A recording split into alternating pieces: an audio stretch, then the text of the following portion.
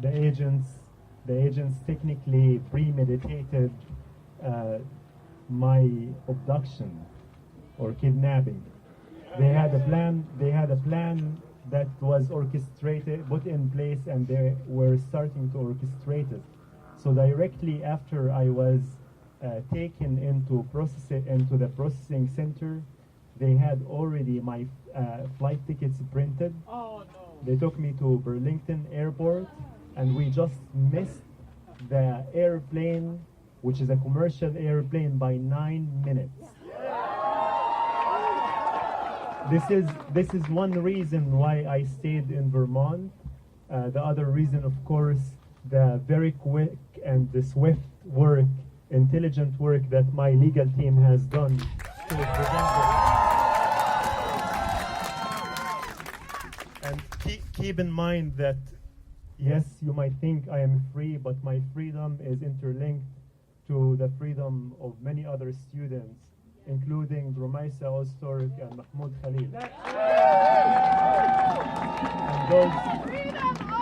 And those students don't have the privilege, which should be actually the due process, which I went through. They don't have that because they are being treated under immigration course jurisdiction. Yeah, of course, I have said and done many things that are threats to national security, the way that how they frame it. They say that they want peace through strength. What is this peace through strength? We say we want peace with justice. There is no peace without justice. That's right. And we say no to the war, no to the killing of innocent people, no to the funding of the genocide. $26 billion.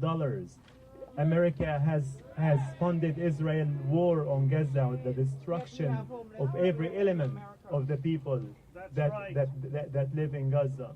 So basically, the threat is saying no to their policy, which is a policy that is pro-war and against peace, anti-peace. And we are saying we are pro-peace and anti-war. We will divest from war and we will invest in peace. This is the threat that is saying.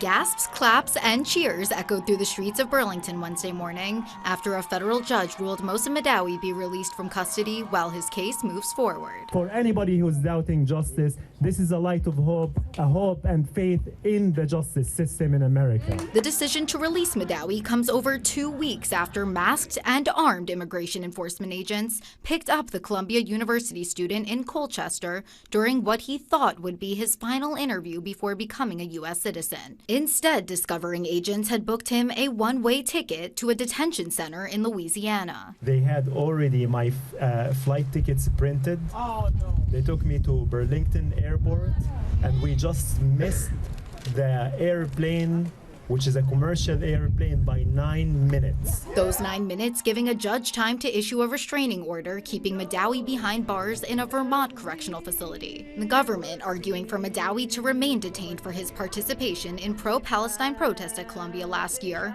adding his activities in the U.S. would have serious adverse foreign policy consequences. But the judge said the government's effort is a historical pattern to silence dissent, ultimately ordering Mehdaoui's release and allowing him to continue his education at Columbia ahead of his graduation in May. We are so glad that the judge recognized that every day Mr. Mehdaoui stays locked up in retaliation for his speech is a violation of his rights, a violation of the Constitution, and today his release is a very good day. Outside the courthouse Wednesday, Mehdaoui greeting his supporters with gratitude. I want to thank everyone who held the sign, who raised their voice, who wrote a post, who contacted their representatives, who sang a song, who made a prayer.